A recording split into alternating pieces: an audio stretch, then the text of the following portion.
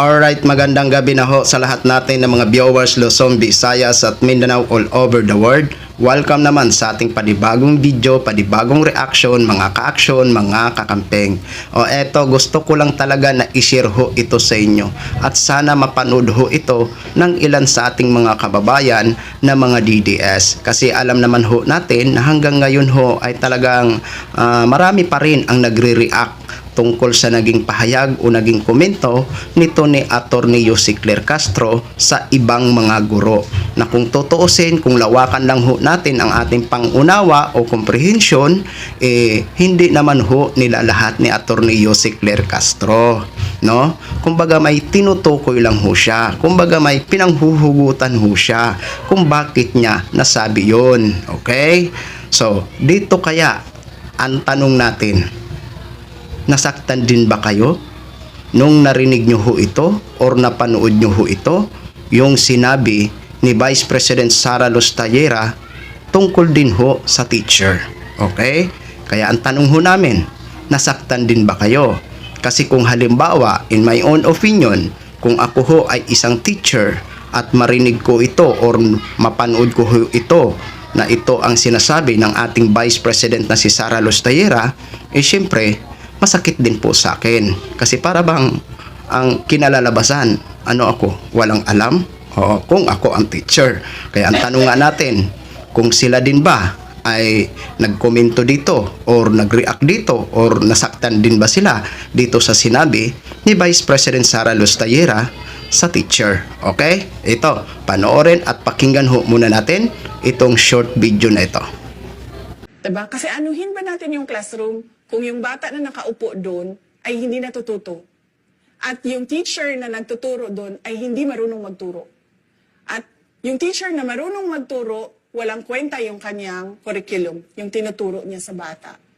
Diba? Narinig na ho natin ha. Kung ako ang teacher halimbawa, masakit ho. Masakit pakinggan. Ano ba ang sabi ni Vice President Sara Lustayera? Uulitin ko lang po ha. Anuhin man daw yung classroom kung yung bata na nakaupo doon ay hindi natututo at ang teacher na nagtuturo doon ay hindi marunong magturo at ang teacher na marunong magturo ay walang kwenta ang kanyang curriculum na tinuturo sa bata. Di ba? Masakit 'yon. Pero dito po sa sinabi ni Attorney Yosicler Castro, no? May ano po siya, may resibo kung bakit niya nasabi na ang ibang mga guro, 'di ba, ay lumalabag sa moralidad, 'di ba? Kasi nga may pinanghuhugutan siya, kumbaga may tinutukoy ho siya. Pero hindi niya naman nila lahat, okay? Pero dito sa sinabi ni Sara, masakit ho para sa akin, 'di ba? Mas masakit ho ito para sa akin. Kasi parang sinasabi ni Vice President Sara na kung ako ang teacher ha, kung ako po ang teacher ha, parang kulang na lang sabihin ni Sara na ako ay isang alam ko na. At alam nyo na ang ibig kong sabihin. Ayaw ko nang bigkasin. Kaya sana sa ilan sa ating mga kababayan na nasaktan, di ba?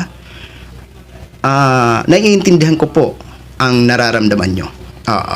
Pero lawakan nyo po ang inyong comprehension. Napakasimple lang, di ba? Hindi naman ho nila lahat ni Attorney Yosicler Castro. Ngayon kung kayo ho ay matino na teacher, so hindi ho kayo kasali sa sinasabi ni Attorney Yosicler Castro. Kasi alam ko naman ho, no, na 99% sa ating mga teacher ay mga mahuhusay, mga magagaling at matitino. Pero sabi nga ng ilan sa ating mga kababayan, no, sa mga comment section, nagbabasa ho tayo, ang nasaktan lang naman daw DDS. Yan yung mga nabasa ko na komento sa video, okay? Kasi hanggang ngayon mga ka-action, may mga nagre-react pa rin dito sa naging pahayag ni Attorney Yosicler Castro. Pero dito sa naging pahayag din o sinabi ni Vice President, masakit ho ito, 'di ba? Isipin nyo ha, uulitin lang ho natin. Aanhin naman daw ang classroom kung yung bata na nakaupo doon ay hindi natututo at ang teacher na nagtuturo doon ay hindi marunong magturo. At ang teacher na marunong magturo ay wala daw kwenta ang kanyang curriculum yung tinuturo sa bata. Oh, 'di ba masakit 'yun? Oo, sabi ko nga kulang na lang na sabihin ni Sarah na pero ayaw ko nang bigkasin. Oo. So yun lang mga ka-action, mga kakamping. Ginishare ko lang ho sa inyo yan. Kaya yun ho, ang tanong natin, no? Kung sila ba ay nasaktan din sa sinabi dito ni Vice President Sara Duterte. Kasi ang ilan kasi sa ating mga kababayan, talagang nasaktan ho sa sinabi o naging pahayag nito ni Atty. Jose Claire Castro. Okay? So maraming salamat ho sa ating mga viewers Luzon, Visayas at Mindanao all over the world. Ako po ang inyong lingkod, si Action Man. Good evening, everyone.